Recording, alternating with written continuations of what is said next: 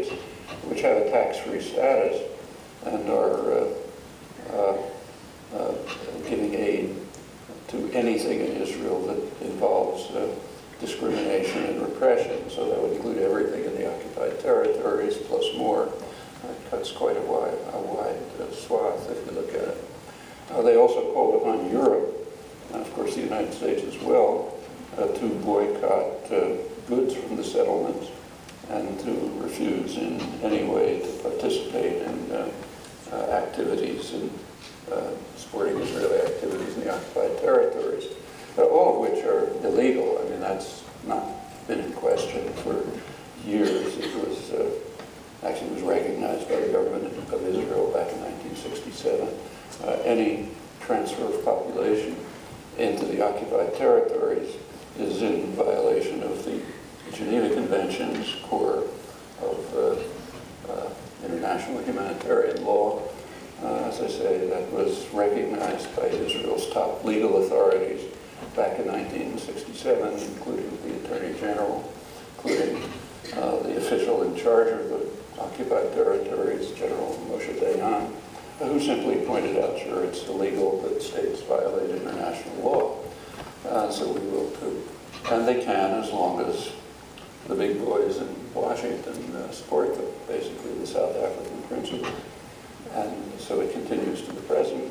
Most recently, the February 2011 Security Council resolution called it, of which the core was supporting official U.S. policy, that is, calling for an end to settlement expansion.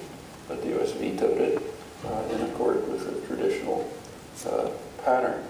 We'll see what happens this September, but it could be quite significant. Amnesty International, which also very rarely takes strong positions on policy issues, had already called for an arms embargo on Israel directed to the United States, because this is the time of the Gaza invasion, because Israel was using the arms in violation of international law. They could have, but didn't add that the arms that the United States is sending to Israel are also used in violation of U.S. domestic law, which conditions arms transfers on, very specifically, on particular uses only, defense and internal security, and of course anything. The Gaza war was obviously not that, nor any of Israel's actions in the occupied territories. Well, Israel's reacting to all of this in pretty much the way South Africa did. A lot of hysteria, a lot of anger, circling the wagons, and carrying out actions, very brutal and arrogant actions, which are almost as if they're being carried out in purposeful defiance and contempt of international opinion, like the Gaza attack, or the attack on the flotilla last May, which Israeli commandos landed on a ship in international waters that was trying to bring humanitarian aid to Gaza, and killed 9 people, including an American citizen. With both of those actions caused an international furor. But again, the one vote that matters didn't go along with international opinion, so they think they can get away with it. And in fact, they're if you read the Israeli press, they're quite surprised that there is any international reaction, because they're so obviously right in everything they do, just like South Africa.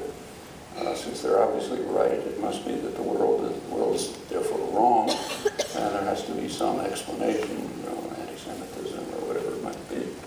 And the internal reactions in Israel are kind of like South Africa too, imposing pretty harsh legislation, some of it so pretty extreme, so much so that the head of the Israeli Bar Association, Shlomo Cohen, a pretty conservative figure, recently had an article lamenting what he called Israel's drift to fascism.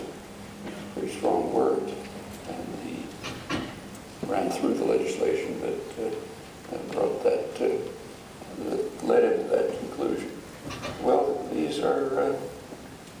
it's not unfamiliar. In many respects, it is reliving the pattern of South Africa, particularly the reaction to the delegitimation that they perceived in the sanctions movement, the boycotts, other protests, and correspondingly the legitimation of their enemy, which will come to a head in just a few months in the case of Israel-Palestine, which will be a sensitive and interesting moment. Well, what are the options given these circumstances? One option is that the U.S. and will shift policy, as it did in the case of South Africa, and decide to join the world.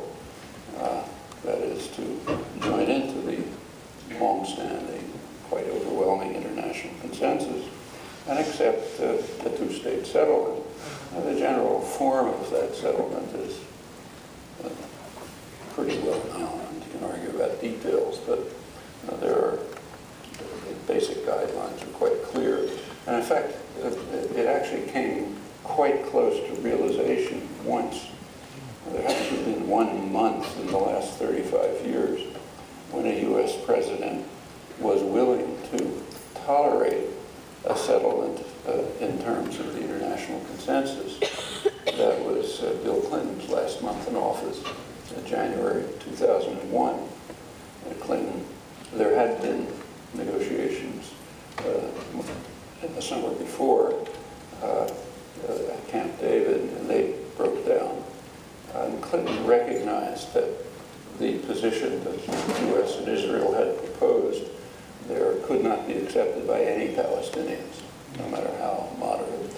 So in December of 2000, Clinton proposed what he called his parameters, the general guidelines for settlement, which were somewhat vague but more forthcoming. He then made a speech in which he said that both sides had accepted the parameters, both sides had reservations. The two sides, Israel-Palestine, met in Taba, Egypt in January 2001. We have no very detailed record of those negotiations. There was international observers, detailed Israeli sources, and so on. And they came pretty close to a settlement, close enough so that in their last press conference, jointly the group said that if they had a little more time, they could have settled everything, all the details. Well, Israel called off the negotiations prematurely and didn't continue. There were informal, high-level negotiations that did continue, came out with proposals. One, the best-known one, is called the Geneva Accords, was presented in Geneva in December 2003 by the two sides. It was welcomed by the world. The Europeans sent envoys and so on. Israel rejected it. The U.S. refused to even comment on it. Barely mentioned here in the press. But that was an extremely detailed proposal. You can think it was right or wrong. You can argue about it. But the facts are it was very close to the international consensus that has been accepted for a long time. And that happens to be exactly in accord with international law. It's been reiterated over and over, most recently even authoritatively by the International Court of Justice, with the U.S. Justice agreeing a separate declaration a couple of years ago, 2004. Well, that's one option. One possibility is that the U.S. will make the same kind of move that it finally made in the case of South Africa, and then would come the task of implementing it, but it's really not a big problem. Once the U.S. agrees, it can be done. That's one option. Now, most of the discussion of this topic assumes that there's a choice between two options. One, the one I just described, and another, that Israel takes over the whole territory, and then the Palestinians carry out a civil rights struggle internal to the now unified Israel-Palestine on an anti-apartheid struggle. So that's considered the other option. Most of the debate about the topic, that's what it is. Israel, in Israel, it's objected that this would create what they call a demographic problem, meaning too many non-Jews in a Jewish state, so that'll be a problem.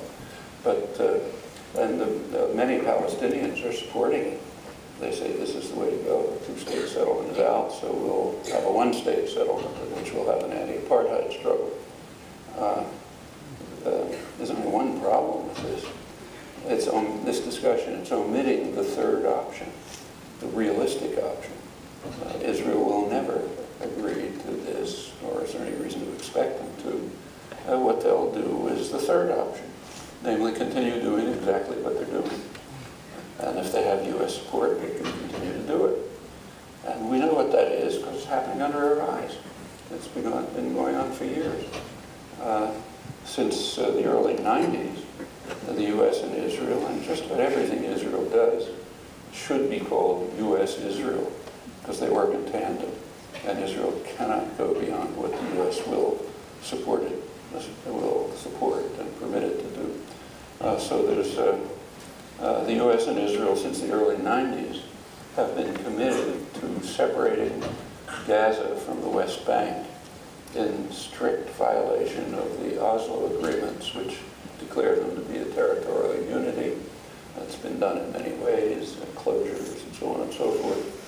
By now they're pretty separate. So if a person in Gaza, say a young person in Gaza wants to study in West Bank University, can't do it.